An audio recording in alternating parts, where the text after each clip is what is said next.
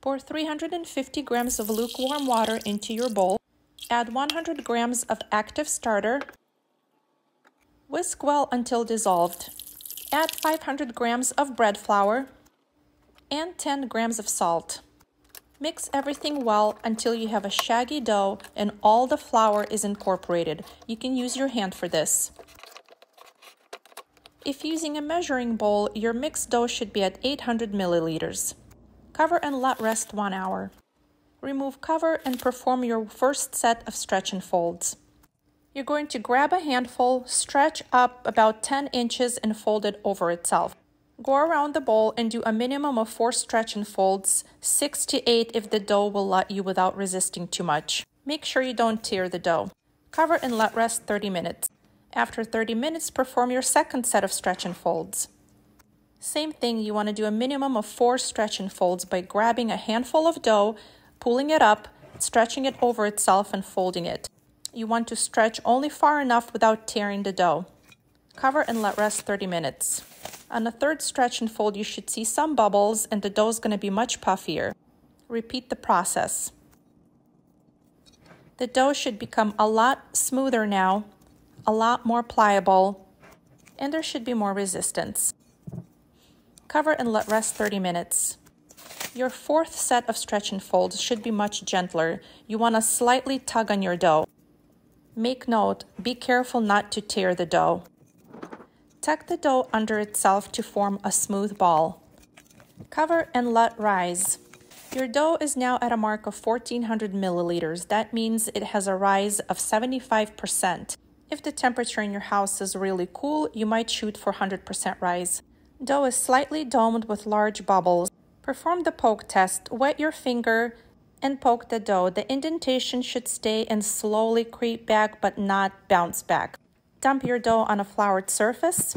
It's time to pre-shape. Gently gather the dough into a circle. Flip it upside down. Tighten the surface of the dough gently by making circular motions and dragging the dough on the table with cupped hands. Let rest 20 minutes. Time to shape the dough. Flip it over and repeat the same process as you did in pre-shape. Gather all the ends around into the middle to create a circle, kind of like a ball. Flip it over. Remove any excess flour on the surface of your counter. Cup both hands and do circular motions by dragging the dough on the table while tucking your pinky fingers underneath the dough. Place in proofing basket upside down. Let rest 20 minutes, after which stitch the dough by pinching the sides into the middle to tighten it.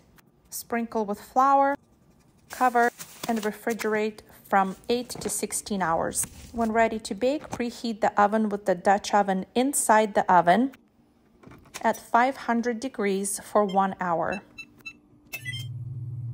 Once oven is preheated, take the dough out of the refrigerator, sprinkle some flour, and dump it upside down onto a parchment paper. Sprinkle some more flour on top,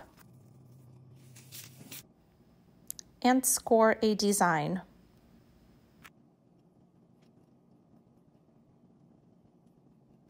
And don't forget the expansion score. Take the Dutch oven out of the oven. Place your dough on its parchment paper right inside the Dutch oven. Throw in 3 ice cubes on the side of the parchment paper and the Dutch oven. This adds steam. Cover the Dutch oven and place it in the oven with a separate empty cookie sheet underneath to prevent the bottom of the bread from burning. Change the temperature to 450 and bake with lid on for 20 minutes. Then remove the lid and bake another 20 minutes with the lid off.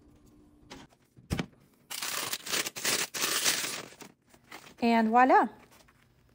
You're a baker now.